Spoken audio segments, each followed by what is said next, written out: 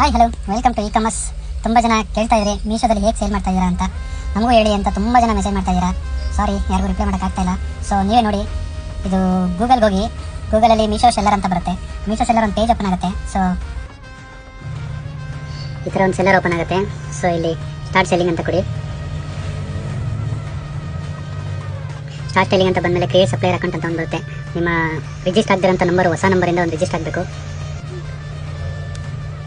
ಆ ನಂಬರ್ಗೆ ಒಂದು OTP ಹೋಗುತ್ತೆ.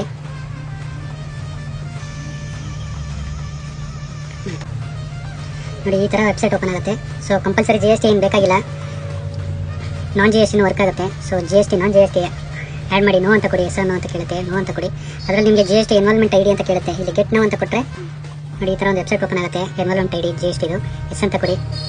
ಸೊ ಅಲ್ಲಿ ನೋಡಿ, ಇದೆ ಅದು ಅಪ್ಲೈ ಎನ್ವಾಲ್ಮೆಂಟ್ ID ಇ-ಕಾಮ್ ಆಪರೇಟರ್ ಅಂತ ಇದೆಯಲ್ಲ, ಇದಕ್ಕೆ ಎಸ್ ಕೊಟ್ಬಿಟ್ಟು ಪ್ರೊಸೀಡ್ ಮಾಡಿ.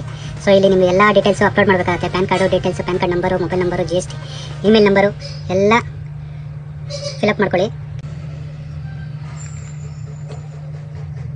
ಎನ್ವೈರ್ಮೆಂಟ್ ID ರಿಜಿಸ್ಟರ್ ಆಗಿದ ತಕ್ಷಣ ಈ ಥರ ಒಂದು ಪೇಜ್ ಬರುತ್ತೆ. ಸೊ ನಮ್ಮ ಪೇಜ್ ಕಲೆಕ್ಷನ್ಸ್ ID ಅದು. ಈ ಥರದೊಂದು ವೆಬ್ಸೈಟ್ ಓಪನ್ ಆಗುತ್ತೆ. ಇನ್ನು ನೆಕ್ಸ್ಟ್ ಬಂದು ನೀವು ಕ್ಯಾಟ್ಲಾಗ್ ಅಪ್ಲೋಡ್ ಮಾಡಬೇಕಾಗುತ್ತೆ. ಈ ಕ್ಯಾಟ್ಲಾಗ್ ವೀಡಿಯೋ ನೆಕ್ಸ್ಟ್ ಅಪ್ಲೋಡ್ ಮಾಡ್ತಾ ಇದ್ದೀನಿ, ವೆಯ್ಟ್ ಮಾಡಿ.